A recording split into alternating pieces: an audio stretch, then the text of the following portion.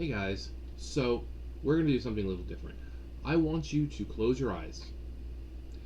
Think of a movie, a video game, a TV show about a scene in one of those that you really, really loved. Alright? So close your eyes, think of this scene.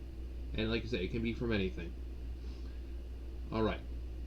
Think of how it made you feel. Did you feel sad? Did you feel happy? Did you feel emotional? Did you feel anger? Right. Do you have it in your head? Tell me, what did the music sound like during the scene? Was it frantic? Was it low and kind of boomy? Was it high pitched and very whimsical? You're probably thinking to yourself as you close your eyes, you're like, because you know where this is going. Music has a lot to do in media. It can make you feel every emotion under the sun if it's done right. So, just as an example, and we're going to go through one of the best examples I know. A lot of people have played this game. So, this game, I don't believe it needs an introduction. If you're a 90s kid, you've played it. If you're a gamer at all, you've probably played this game at least once or twice. And you remember the music. The music is probably by far one of the most amazing parts of this game. The game itself, it was revolutionary as the original Legend of Zelda was. I mean, there are games today that still try to emulate what this game managed to do, and it's still considered by many one of the best games of all time. And rightly so. It's completely revolutionized how we do 3D adventure games, just as Mario changed 3D platforming, just as The Legend of Zelda on the NES completely changed adventure games, or just games in general, being so big that you had to have a save feature.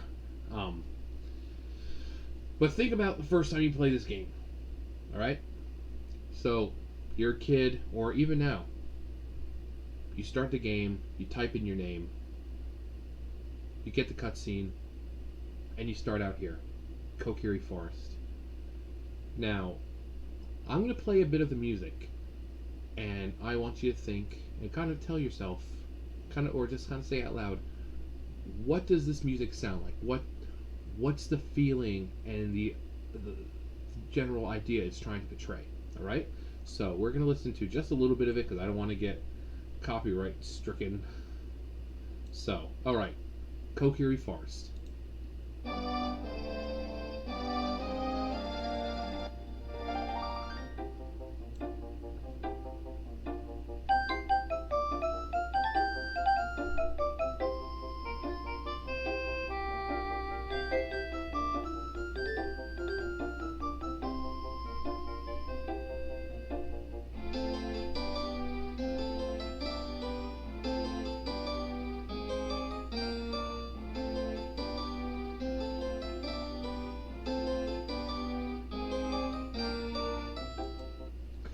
All right. So, what does that portray? What messages and feelings is this music trying to convey to the player? Well, it sounds very whimsical. It sounds very childlike. It sounds almost with the instruments or whatever instruments they wanted to use. It almost sounds like it's something that you could hear blowing through the trees, the wind going through the trees with all the maybe little seed-filled pods that might be attached to some of these houses. You hear that cling, cling, cling, cling. So it sounds like something that, the wind blows through the trees and you can possibly hear some kind of tune. As I said, it comes across very whimsical and childlike due to the Kokiri. They're very small. They're children. Despite being hundreds upon hundreds of years old, they don't age. They remain children. So the music portrays that very nicely. You get a sense of this is a very safe place. This is a very safe place, and it's very kind of carefree area where they're protected. You get the sense that they're protected because the music kind of lets you know it's very, like I said, whimsical, carefree. Um, so that kind of music, really great. So I'm actually going to pause real fast and bring up a few more from the game, and we're going to discuss what the whole meaning of the music is, what the feeling it's meant to portray, and then we're going to wrap up with, a general feel of it. So let me go pull this stuff up, and I will see you guys in a second. All right, next one, Hyrule Field. You get out of Kokiri Forest, you step on there, onto the bridge, you do your little thing with Saria, you go through the little door or path, and you come out into the field, and you really don't hear anything at first because you're stopped by the freaking owl. But then, after you're done talking to the owl and accidentally say yes to wanting to hear his what he has to say about 15 times, you're finally allowed into Hyrule Field to start your adventure. And this is the music that you're greeted with.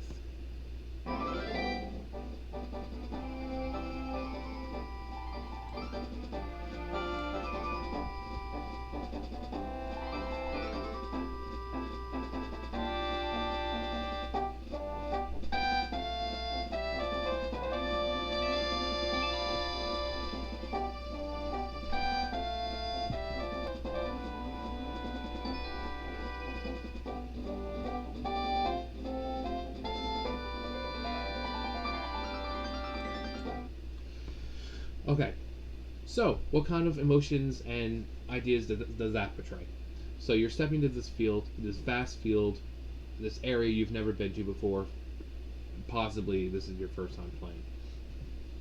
So the instruments and everything kind of make it seem expansive. There's a lot going on in this piece.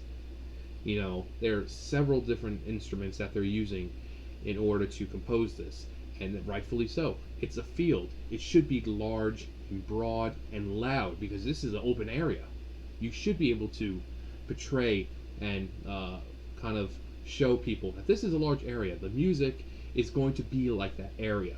It's going to be vast, and there's a lot of things that are going to be happening in that piece. And now this music is used for Death Mountain when you're climbing up, and it's also used for Zora's River when you're going up to go to Zora's domain.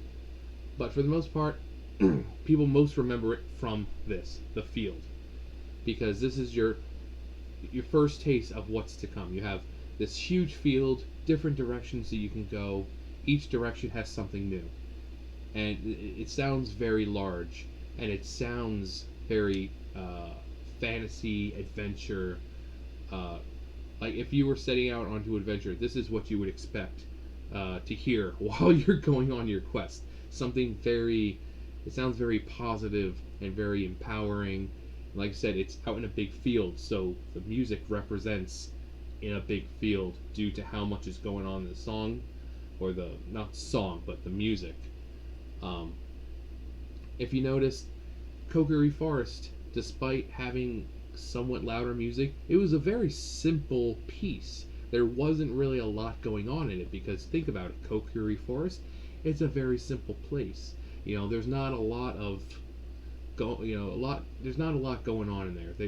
The Kokiri are perfectly content with their lives. They're like hobbits. They're not out seeking adventures. They're content living in their forest, living in their little part of the woods, and just going about their day. Whether it be, making items or socializing with one another. They're content with their lifestyle, and that music portrays that, and that conveys what they're feeling. Same thing with the field. It portrays and conveys what you're supposed to feel when you step out onto this vast area. Now, when you go in the game now and look at it, it's not very big. It's really not. When you can go across the whole field in about 15 seconds, it's not very large. Now, if you want to talk about large Hyrule, Twilight Princess is freaking humongous. So, you go across Hyrule Field, you finally get to here. the main hub for the most part, because this is where the castle is. You've got your stores, you've got the Temple of Time right over there, where you have to continuously go to. You have Malon right over there, who you have to interact with several times. You've got your mask shop, your, like I said, the stores that sell various goods, your games. There's 3 games that you can play there. So there's a lot going on. And you can see people dancing and people standing there and running about. So the music.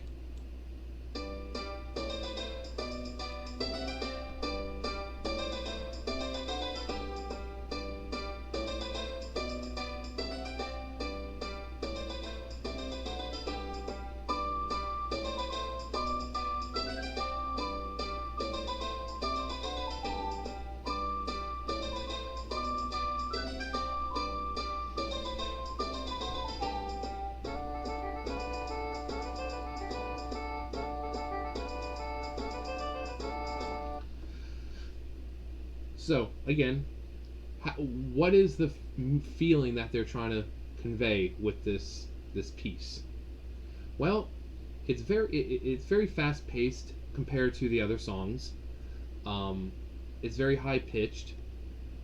Um, and when you think about it, when you think of what the song is, how it sounds like a place that would have a lot of hustle and bustle, which it's a market. Of course, there's people going there, trading their goods, getting goods. When you go the other way, there's a stand with people, ooh, at it.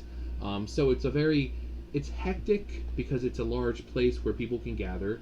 But as you can see, it's a rather chill place, and that's conveyed in the sort of, I would say, positivity of the sounds.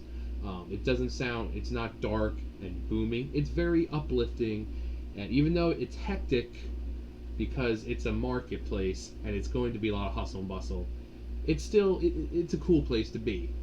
This is where you go, to talk with your friends and go shopping, and pretty much a hub for to hang out. Player, probably not so much, but these people have their lives, and despite the fact that they're doing the same thing literally every day, these two are always dancing. She's always right there. Little girls constantly chasing the Coco around. They're still going about their day, and hearing the music lets you know what life is like for them there. And I think that's really cool that music. We've listened to 3 things so far, and each time it conveys something different. And that is the wonderful, amazing thing about music, is that they can make you feel so many things. Now, we're going to do some dungeons. We're going to go to everyone's favorite dungeon, the Water Temple. Okay, so close your eyes. Before I even play it, and we all know this music, but I want you to think about what the music is. How they can kind of convey something so well in music. So close your eyes. You're in the Water Temple. Think of the music. What does it? So what do you feel? Well, apart from anger and rage, because this place freaking blows. What's it make you feel? Well, we're gonna listen to it.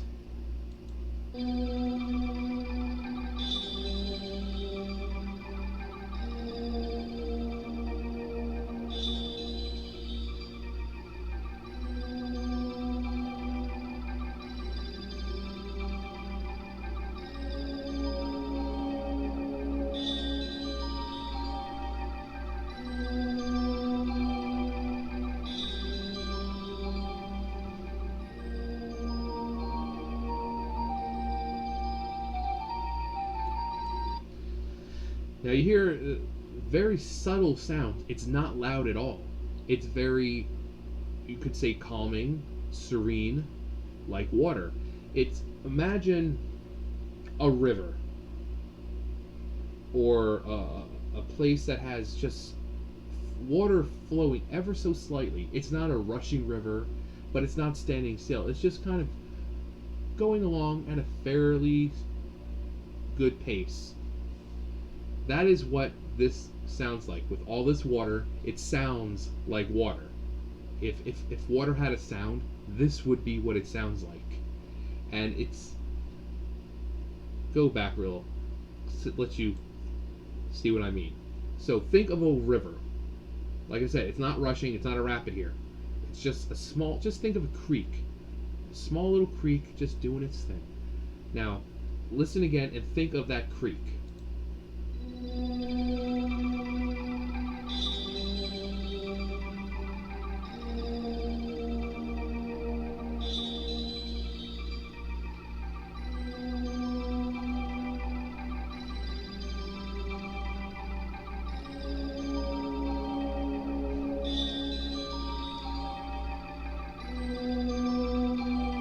Also know the sinister kind of ominous booming in the back.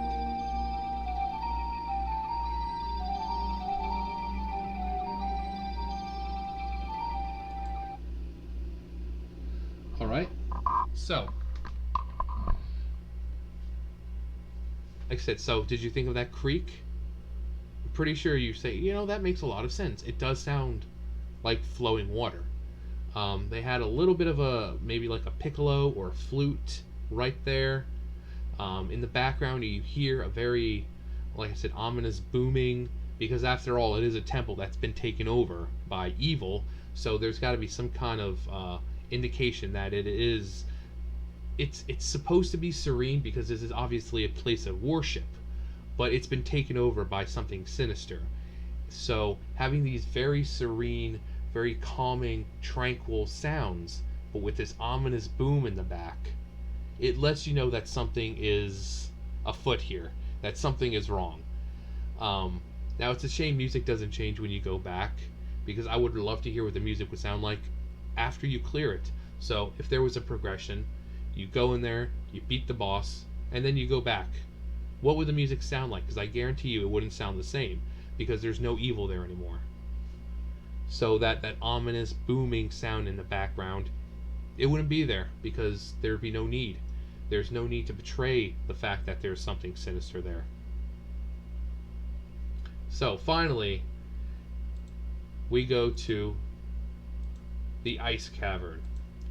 Now, like I said with the river, why did my thing turn on? I turned it off down specifically for that reason. So just like the river and the water temple, how I say the music sounds like water, this one makes you think, wow, this is ice. So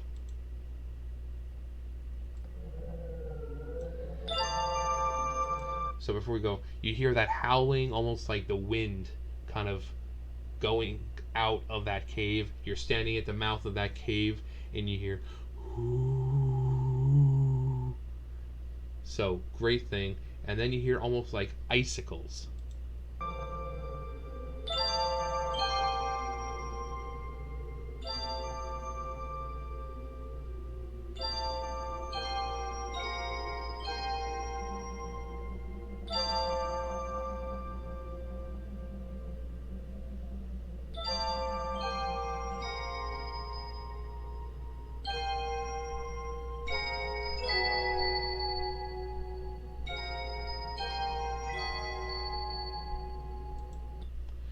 Now, if you notice, there's only two things going on. There's the sound of almost icicles, almost like if you were playing like a xylophone with icicles, and that constant ooh, because it's a cave. You're going to get a constant draft.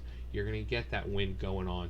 So the fact that that doesn't stop, it really implies that you are in a cave. And it's not just a small cave, it is a large cave, and even larger knowing that this was supposed to be an ice temple. But you hear that constant in the back, because it's letting you know this is an ice cave, and that mixed with the sound of, like I said, almost xylophone like icicles, it sounds like ice. If you imagine a snowstorm and you go out there and you expect there to be some kind of music playing. So you're stepping outside, it's snowing out, and there's ice. Does that not fit perfectly? You're looking up at the sky, snow is falling down. You look up at your roof, and right over the side you see icicles. Amazing how music works, isn't it? And this is all the music is. These simple little notes, along with that windy howl in the background. It's very subtle too, because they don't want that to overpower the sound of almost the icicle-like music going on. And I think it's a great way, like I said, it's just like the water temple, to convey where you are.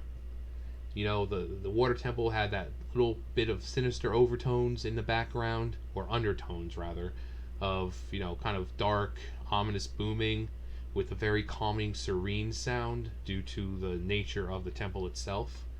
This place, it's a vast cave, so you're going to hear icicles or snow and howling due to the draft going through the cavern itself. And it's amazing. Now, of course, when you get into here, you'll hear the flapping of, you know, the enemies and all that, and you know, the music changes when you get attacked.